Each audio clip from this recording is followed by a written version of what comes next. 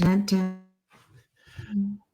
All right, everyone. Welcome once again to the Faces of Business. I am your host, Damon Pistolka, and I am incredibly excited.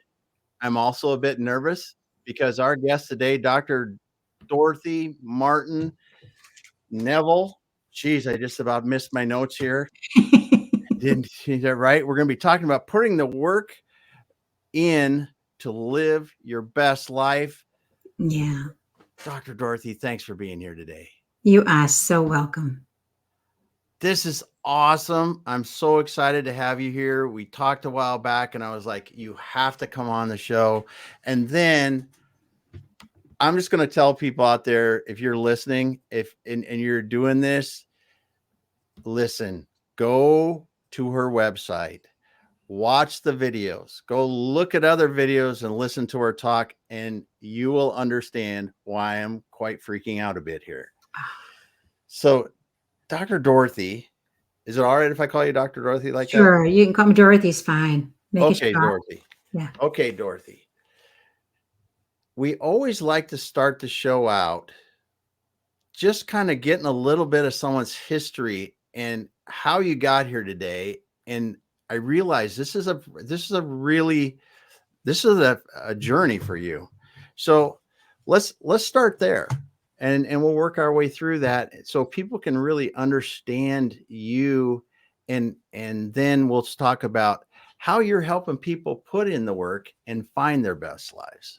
You've got it. And since I'm over 20, that could be a really long story. So I'll make it really short for you. I started off as a child. I started off in an orphanage, and I was raised in an orphanage until I was about 3. And then I was adopted by an Irish alcoholic cop and raised in the housing projects in South Boston. So I'm a Southie girl for anybody who knows that town. And which is a really fun, outrageous Irish Catholic little ghetto. You know, at least it was in my day. It's changed now. It's a yuppie little place now. But in any event, I was raised there. And I always wanted to do something, have an impact, to do something. And so when I was in high school, there you're a success story if you make it to high school graduation. You're an educated woman. And because not many did. But I made it to high school and wanted to go to college, and my dad didn't believe in educating girls. So I was going to apply to nursing schools. I actually went for an interview at a nursing school because my grades were great. Academics is easy for me. And found out I could not go to nursing school anywhere in the country because I went to an unaccredited inner city high school. And so nursing school was out, college was out. My mom said, become a waitress, marry Michael, become a waitress, and until you get pregnant, and then just stay home and raise all the babies. And we wanted 20 children. We had them all named because somehow we knew when the boys were coming, the girls were coming, because we were 17 and knew everything. And so we had Maureen and Shane and Sharp and all the names, Eileen, everybody named. And that would have been okay, but I also wanted something else. And the something else won out. And since I couldn't get out through college, I couldn't get out through nursing school, my only way out was by becoming a Catholic nun. And I wanted to do service anyway. I wanted to make it, there wasn't a sacrifice. I wanted to do service. I wanted to make a difference in other people's lives. And so I became a Catholic nun, which wasn't easy either because the Catholic Church doesn't allow illegitimate children in the convent. And so I had to find another route. I found somebody who applied to 1,000 communities around the globe. We found a community in Quebec that was under a bishop, not the Pope. And he worked with prostitutes, and they had a creche, which was a home for babies of the prostitutes. We had over 2,000 babies. And so he said, we'll take a risk on an illegitimate child since, you know, she may fit in with this population. So I did. And once I went there and had a long black habit on, they decided, Mother Superior said she was sending me to college. And I said, Mother, they won't let me in. And she said, you will, sister. So with a long black habit, I went to college. And once you have a BA, nobody cares where you went to high school. Yeah. And so I did that, eventually realized that there was too much life in me, that I love change. I'm a real change maker, and I'm a very innovative change maker. And within religious life, innovation, change making is not a respected quality. Mhm. So with great deal of love and support, I left. I mean, I was loved. I felt very loved, but it was clear that I didn't belong there anymore. So I left, went back home, didn't fit in. Many friends were either dead or still living in the projects and on welfare, and I didn't fit. So I decided to become an international airline stewardess because so much had happened in the world all the years I was inside. I thought, I want to go see the world. I've never seen it. And the best way to Mhm. see the world was to become an airline stewardess. So I went to Kansas City, trained as a TWA airline stewardess, and was assigned to New York City. And I traveled over 1,000,000 miles seeing the world and had a great Wow. time doing it. Yeah, it was really wonderful. It was time. I had been in cloister or semi cloister for years. So it Yeah. was time to see the world and go out and explore it and have a ball. And I did. I did. Well, and that was a time when air travel was still a treat, Oh, kind of in a lot of ways. we were the sex symbols of the skies. You know, you'd be on an airplane and somebody would say, "Could you go to a party tonight at the British Embassy?" If I was flying to London and I didn't bring clothes for the British Embassy, well, I'll take you out buying. Well, they buy you a dress, they buy you shoes, they get you jewelry, and now you go to the British Embassy. They're thrilled. They have a stewardess on their arm, and you're thrilled, like, "Oh my God, I can't believe I'm in the British Embassy." So it's So, a very different time then. yes. Yeah. Yeah. Oh, yeah. Yeah, yeah. Yeah. So how about how old were you at that time? I was in my 20s. I was in my Oh my 20s at goodness. that time. Yeah. I couldn't even imagine. That had to be a lot of fun because, just to be able to do that and experience life that way at that point. It was, after years of religious life, all that talk about cultural shock. Cultural Yeah. shock went from the housing projects and hanging with the Saints and the Aces and the Mustangs to all of a sudden being a nun with a long black habit on, which was a cultural shock. And then going from that to Manhattan to Mhm. become an international airline stewardess and going to, wait, what are you doing this month? Oh, I can't go to your party. I'm going to be in Paris. I can't go to your party. I'm going to be in Madrid. I can't go to this. I'm going to be over here. So yeah, it was a different lifestyle. And you Yeah. land in a country, sleep for a few hours, and then a small group of us maybe buy a baguette, a couple bottles of wine, some ham and cheese, and just get on a boat and take a boat ride up the Seine or up the Rhine or wherever we were. And yeah, it was Yeah. a very different lifestyle to say the least. And it was wonderful. I mean, I've been blessed, some amazing, wonderful experiences in my journey so far. And who knows what the future holds, but this has been some really great adventures. And Yeah. so then eventually I got married, and I was married for 15 years. I moved to Connecticut and I got married for 15 years. I was here. And then I got divorced and with a kindergarten and fourth grader and knew I needed to support my babies. So I went back and got my master's and in therapy. And because still wanted to make a difference. I wanted to support people becoming who they were, living in the projects and seeing all these women on the front stoop which is in the projects is either drugs or alcohol. So seeing all these Mhm. women who were physically abused overnight with new bruises, with new whatevers, I wanted to support folks. I wanted to support the men I felt sorry for and yet hatred for, and the women I felt sorry for and never wanted to become. So there was all of these mixed emotions that go. But the bottom line was I wanted to support the men and the women coming into who they were meant to be, not who they were victimized in the mind's eye into becoming, you know? And so becoming a therapist to me was living out what I'd always wanted to do. And I truly believe that every one of us is born with a spiritual purpose. And that when we recognize our purpose and we follow that, as we go through life, we express it differently. But if you look back over your lifetime, what you've done has always built on what you've done previously. There were skills you learned in the first journey that you took into the next, that you learned there, you took that pile into the third, and it keeps going. And from therapy, I was blessed. I was terrified. And I knew nobody knew who I was. So I wrote a talk on two pieces of paper, and I'd follow it line by line, frightened to speak to church groups, synagogues, book clubs, women's group, anybody that would let me speak, I spoke to, so they would know I was opening up a practice. Within 3 months, I had a 6-month waiting list that lasted almost 20 years, and I It worked. When you're passionate and you love what you're doing, people are drawn to your passion. It's almost like what Yes. you do is irrelevant. They want that. They want that. I didn't know that then, but I figured it out later. And about 3 years in, I started noticing that certain personality styles were coming in with prostate cancer or breast cancer or autoimmune disorders. And when I would speak to friends who were specialists in the medical and MD community, they'd say, it's all coincidental. I knew it was not all coincidence. If I could predict it, we've left the realm of coincidence. There's some predictability here.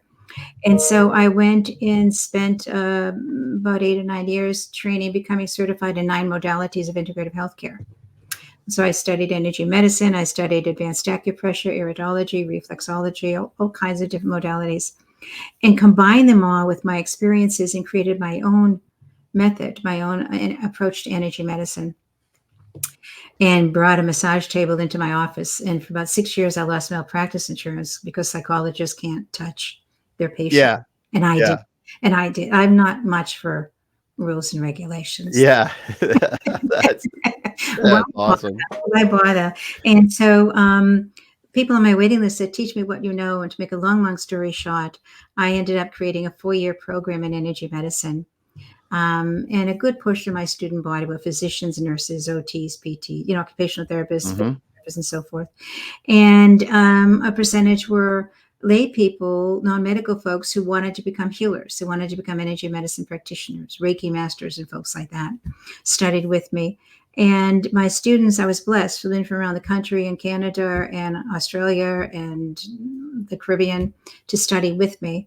And the third and fourth year students had to do medical internships in their own states or countries, which ended up, I was teaching these classes to start. I ended up 63 on my payroll, and I had full timers with medical, dental, 401k match, and I had numbers of 1099s and Oh yeah. this. And the work in the hospitals was successful, and hospitals wanted to give me grant funding to research some of the work I did.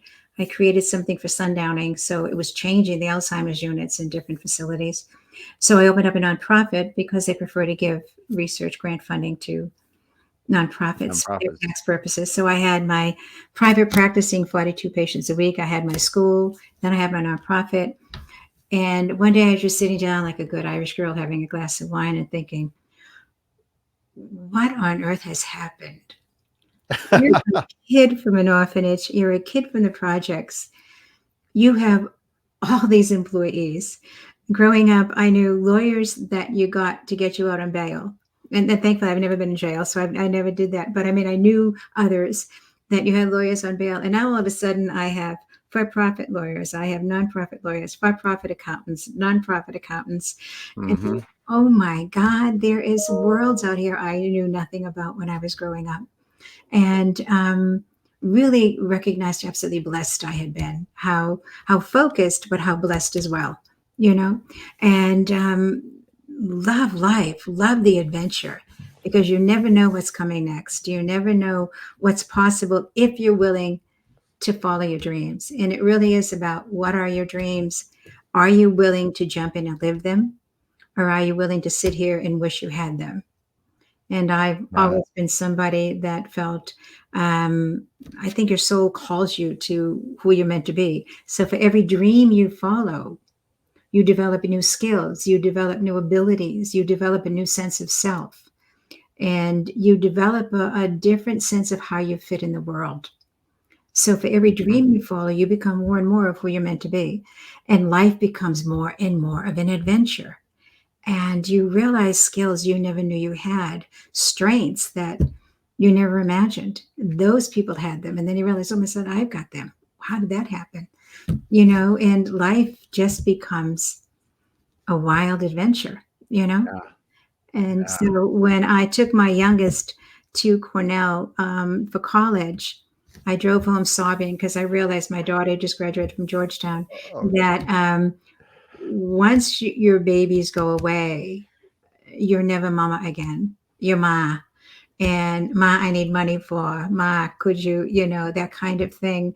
And I just was sobbing because I loved being a mom. God willing, I'll always be a mom to the day I pass, but it's different. And so I pulled into this big house I had, and poured a glass of wine and thought, okay, kiddo, you're in your 40s. You've got these businesses. Your babies are gone. What are you going to do? I could get a smaller house. I could get a condo, get an apartment. I could do whatever I wanted to do because I was completely free with no day-to-day responsibilities other than my businesses.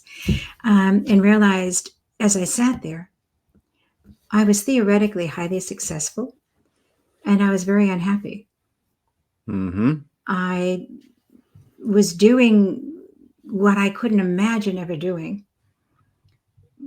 But when I stopped, I wasn't happy. And I knew enough from my work in medicine to know that if I stay unhappy and simply doing life, simply surviving the journey, and I don't care if you make 100,000 a year, 100 million a year, you're surviving the journey if you get up and do what you're supposed to do and just go on. You're not living your life, you're surviving it. And so before I finished that glass of wine, I called American Airlines and said, get me a one-way ticket to Anguilla in the British West Indies. I called an agent, said, put my house in the market. I called a couple of girlfriends, said, I'm moving. Before I have a massive sale, is there anything you want? And gave away furniture to girlfriends who needed things and Yeah. wanted to change their decorating styles. And then I sold everything and called my office and let them know I'm leaving the country in 3 weeks. I'm moving to the British West Indies in the Caribbean. And there I went. And I was blessed with amazing executive directors, handling my businesses. And every day I called in every day and dealt with them every day. I flew back every 2 months because my school met every 2 months, all day, Friday, Saturday, Sunday. And so every day I was on the phone with them and they would fax me the bills. I always managed the money. I always made sure Mm-hmm. I was the one that handled that. And then I would come back and teach and speak and have team meetings with all my people. And I was a speaker. I'm past president of the National Speakers Association as well. And so Wayne Dyer and I had the same agent over here in the East Coast, and Mm-hmm. he's passed now, but he used to be a big speaker in the personal growth community and the health community. And so I would speak here on the East Coast. At the time, that's all I could afford time wise to do that. And then I'd go home again for 2 months and then come back. And eventually came back to America 10 years later when one of my students was a graduate and UConn got a multi-million-dollar grant and funding Mm-hmm. medicine grant and asked me to come back and be co-chair, oversee energy medicine research across the country, become a clinical instructor at UConn.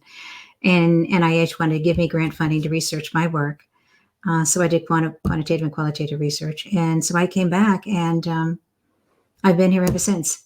And when I came back, the culture had changed. A Mm-hmm. sense of entitlement took over this country in a way that I couldn't fathom. And coming from a country that at the time had one paved road and the whole country was 32 square miles, the whole country had about 6,000 people. And then Mm-hmm. coming back to America, um, it was such another cultural shock, a cultural change, which has been a story of my life. Cultural changes just keep taking place. But how you adapt is really what the story's about. And Yeah. I ended up closing the school, the nonprofit, and my practice. I see a few people.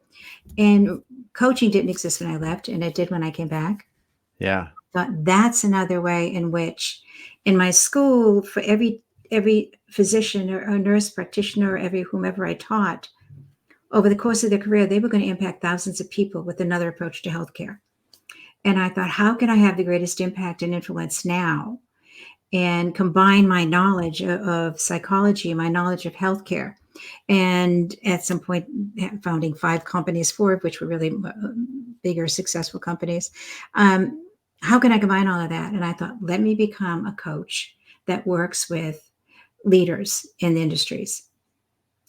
Mm-hmm. Because if I can impact a leader, I impact all the people that leader impacts. So it's having the greatest amount of influence by working with the most significant person in their world. And that I discovered so easily as I did as a therapist that when you support somebody to change, you change their entire life. Yes. because who they are, it's a different person they take into their relationships, a different person they take to their kids, a different person they take to their business, to their employees, to their vendors. And the impact that that man or woman can have is massive. Yes. So here I am. That's a long story, but it's a But lot. it's a great, it's great. It's incredible. Yeah. I mean, I could listen to you for a lot longer than that, but I also want to get some questions in too, because this is incredible. I tell you, it's so let's just walk back a little bit. You Mm-hmm. what what got you into the energy and I'm not I just say energy healing? Did I say that Yep. right? Yep. Yep. Energy healing. How did you really I mean, where did you go? There could be something to this. What brought that about that you go, okay, I think that there's more to this than what the doctors are saying. When I started seeing a pattern that when I know just I'm somebody who notices patterns. Mm-hmm. When I noticed a pattern that when it came to prostate cancer, it was usually men. Oh, I'll tell you a quick example of that. Connecticut General, which is a company here that merged with INA, became Cigna, a large insurance Mm-hmm. company here in Yep. Connecticut. When it was Connecticut General, they had never laid off a soul. They merged and became Cigna, and they literally were laying off thousands of people in between Philly and here, which is where INA had been. And two men came in to see me when they were laid off. And one man came in and said to me, I've been laid off. I want to talk to somebody about it, because my wife, who's raised they had two boys, the boys are gone. My wife stayed home and raised the kids, and now I'm not going to be working. I need to just decompress, if you will, to somebody. And he said, I wanted to leave that company 10 years ago, but I wanted to put my boys through school. So his boys had graduated from college. He said, now I feel like they set me free.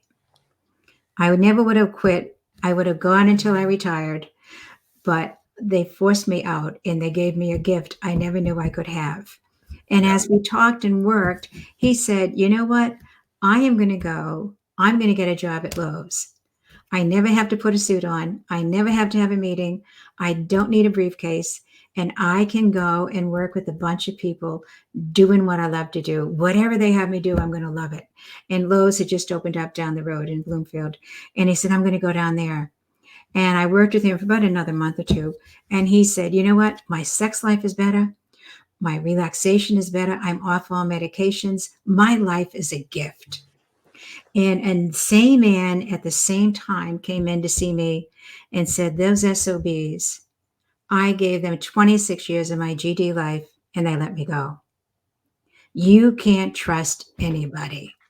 And he Yeah. went home, started drinking out during the day, hanging out, watching TV, was so enraged at what they had done to him. And then eventually his wife had to go back and get a job. He couldn't get a job. He was convinced he couldn't get a job. Nobody would hire him. Nobody hires old Mm-hmm. people. Even though this other man got a job almost immediately at Lowe's. This Yeah. one knew nobody would ever hire him. So he just stayed home and didn't try. And his wife had to go out and get a job. Partly she wanted out of the house now Yeah. that he was there and angry. But she had to also support the family, which was emasculating.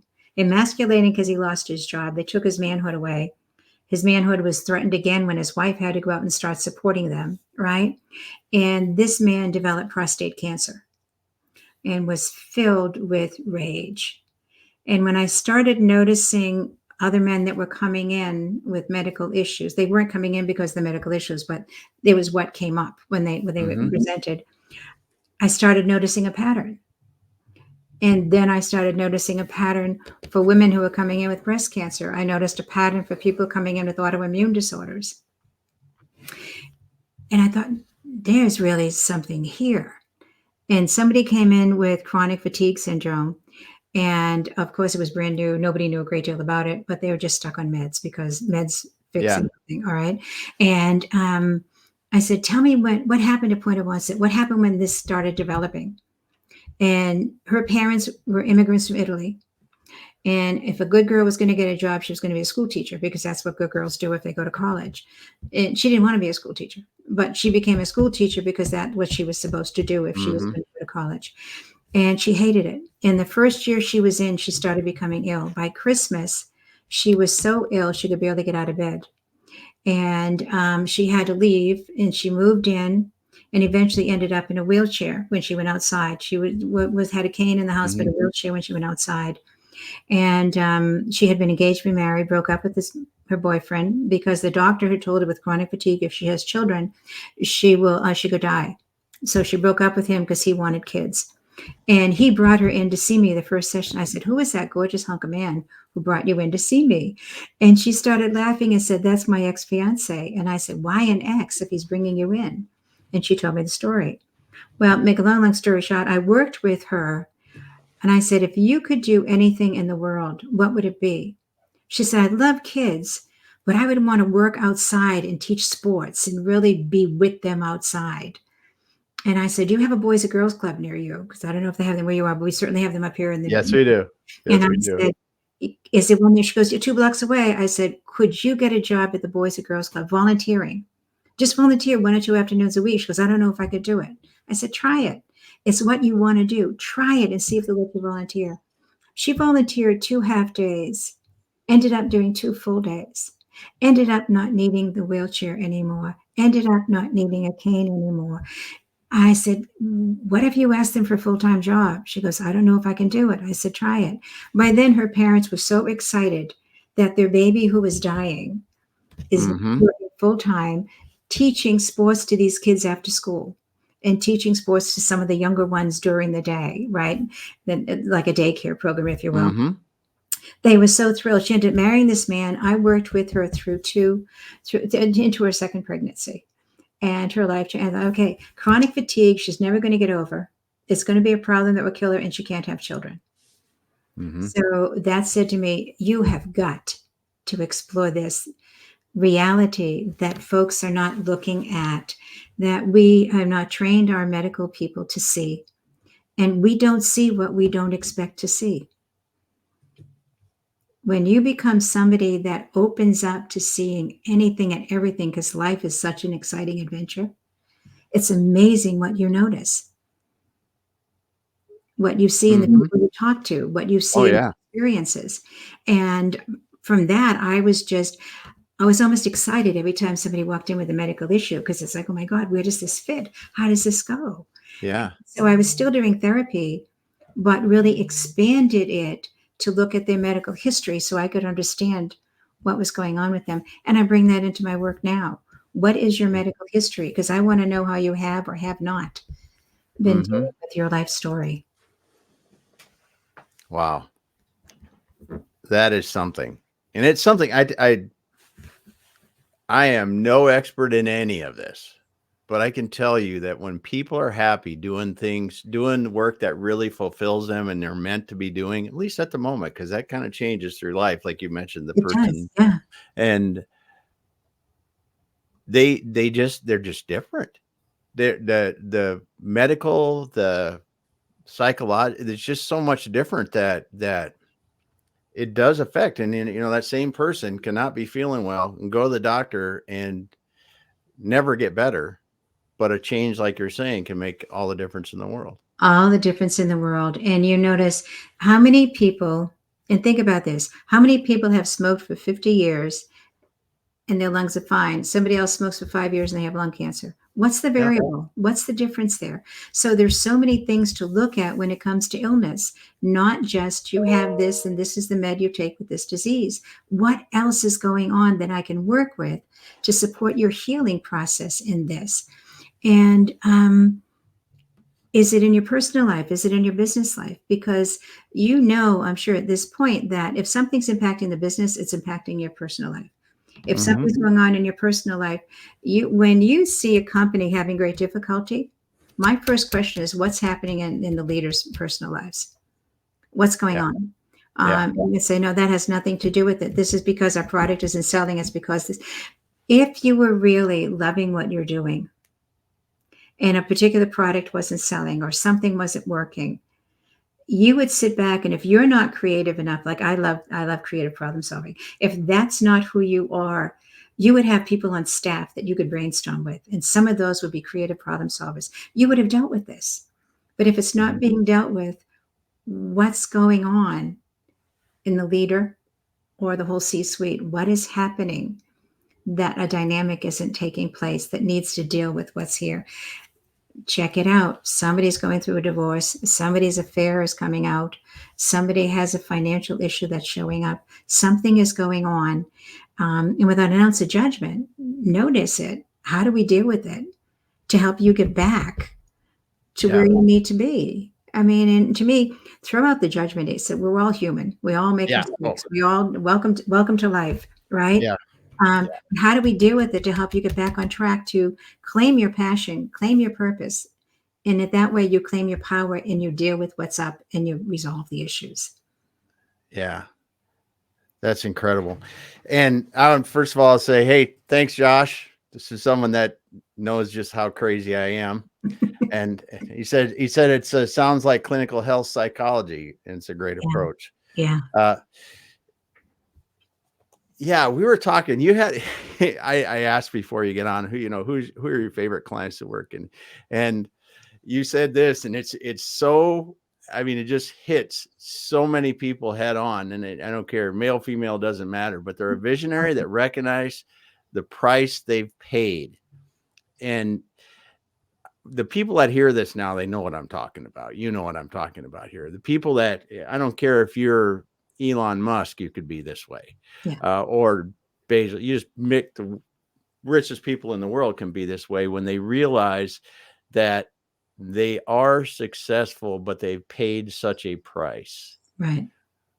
What do you see in these kinds of people when they come to see you and the changes in their lives as you're working with them?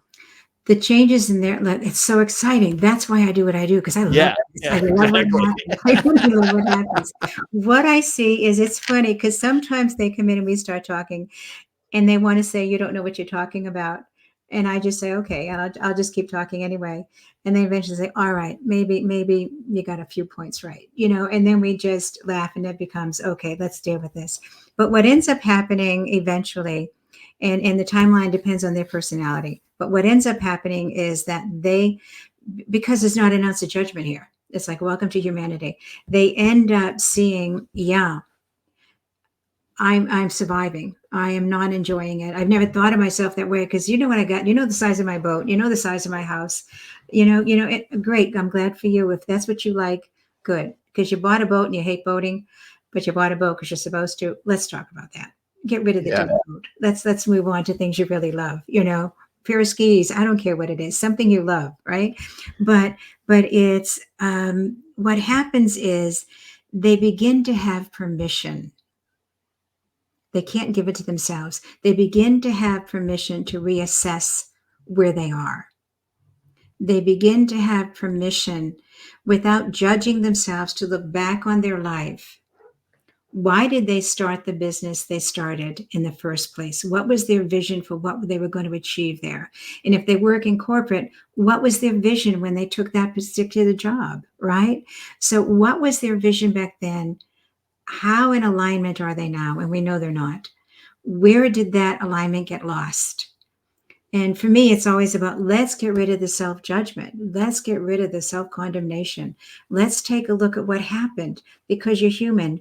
And let's come on up, create some freedom here. How do you want to look at who you're going to be in 5 years or 10 years down the road? Who do you want to be for starters?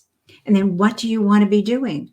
And it may be doing exactly what they're doing now, but in a very different way. And it may be doing something completely different. I have no agenda. My agenda is you. It's not what you're doing, right? So, how can I give you the permission you need to reassess how you do your relationships? Because if you're a dictator in the office, get what you are when you get home, right? mm, And if you are real, and I developed a leadership self assessment tool to let leaders look at this style of leadership. Because my experience is unfortunately, many men and women have been taught this is what a leader looks like. And that's garbage. That's what that leader looks like. Your leadership could be dramatically different. We have thought leaders who are absolutely creative innovators. They're amazing. They may not know how to implement a thing. Then you know who you need to hire. But this is who they are, and they love. They're filled with excitement, passion, and creativity. Good for Mm-hmm. you. Or you have the team leader that really likes to create a solid team, create a culture, and get everybody happy and everything's working. And then they're thrown when people are moaning and groaning and complaining about things, right? And then you have the supportive leader who never wants to be CEO, but they want to have the back of the CEO. They just, for whatever reason, and it's not inadequacy, it's not any of that. They just have no need to be out there. They don't want the burden of being on stage. They just want to be the person that makes that person shine. They can have 100 people behind them that they're working with, direct reports or secondary, third reports. They just don't want to be that person. Then you have that visionary leader who says, guess who's in town? And loves the spotlight, loves being that charismatic, that person who can sell your industry to anybody, who can Mm-hmm. bring in clients like crazy, who can really make it happen. They may not have an innovative thought in their brain, but they can take your ideas and implement them beautifully, right? And then you have a leader who they are perfectly happy sitting in a room with no windows. For everything that's going out there, they're creating procedures, they're creating protocols, they're creating things that make it work. They're the architect, if you will. They're doing the systems, and they're loving that. Know your style. All of these are leaders. Know your style. And then the people you bring in as your employees or as your co founders, they supplement. So you each bring in different strengths. And when I see so many folks say, no, I've got to be on top of it. I've got to know. I've got to. Okay. I now know you have scotch in the evening. I now know you're not all that happy, because you don't gotta. You do things because you love it, because it feels great, because it feels so easy, so successful. You know what's going on and you're loving it. So I bring them back to that. And so your question of what happens, they get the freedom and the permission to figure out who they want to be, how they really want to run their business, not how they've been running it, Mm-hmm.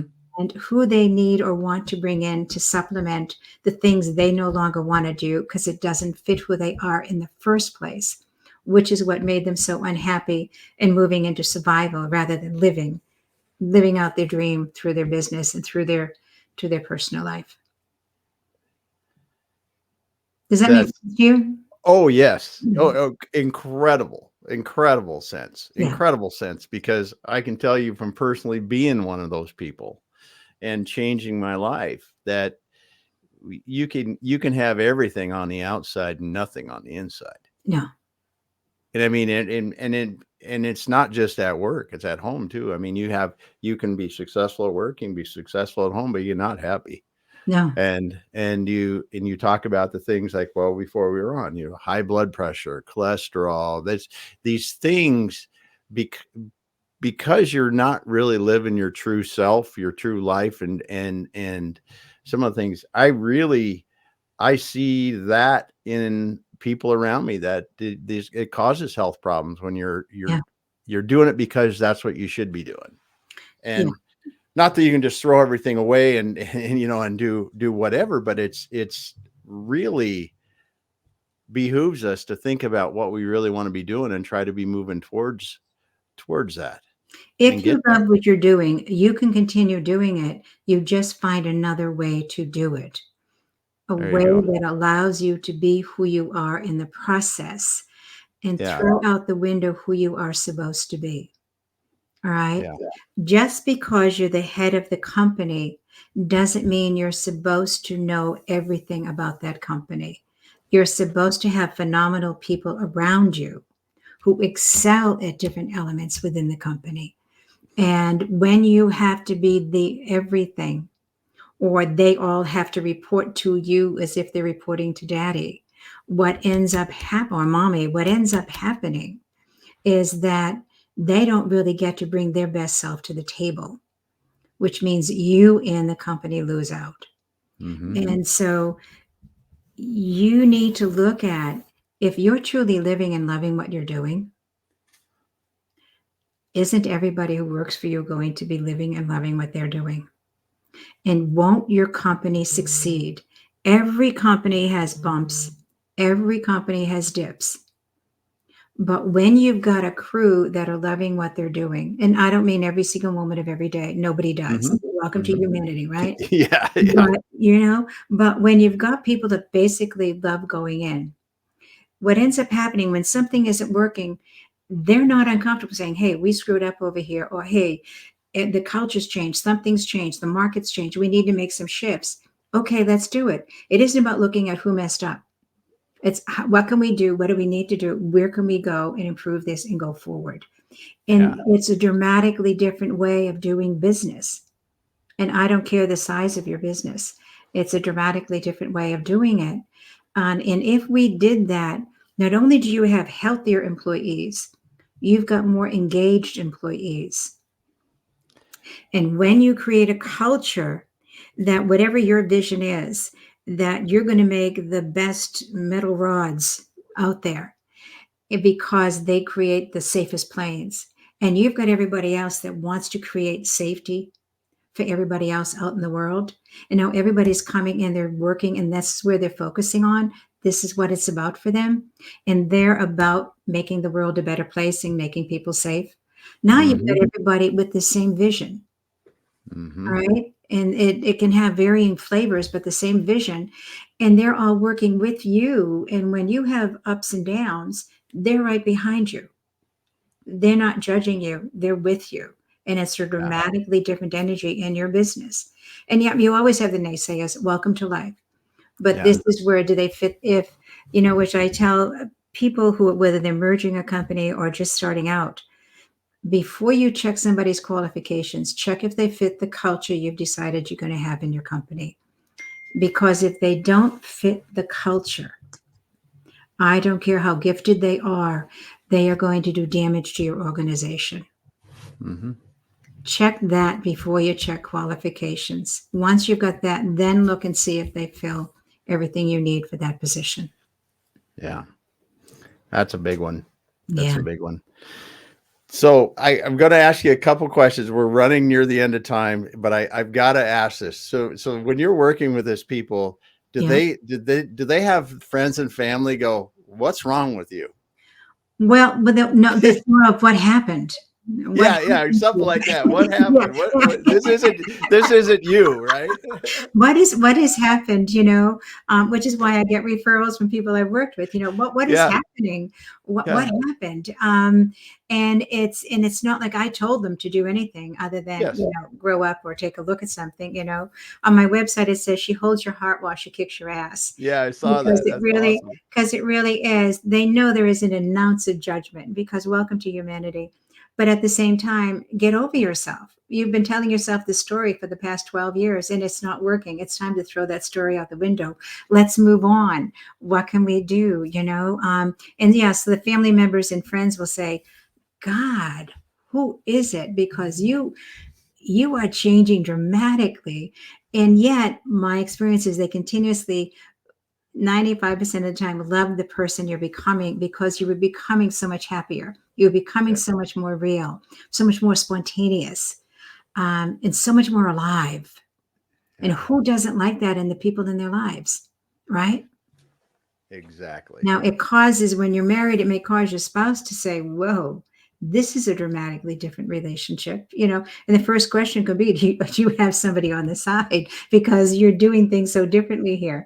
But when they realize, no, you're just really reevaluating your life, you're reevaluating how you're doing your relationships, how you're doing your job, how you're doing you, Yeah, then it becomes an exciting adventure for everybody. I gotta write that down. Mm. Reevaluating how you're doing you. Yeah. That's oh, Dorothy, this has just been a pleasure.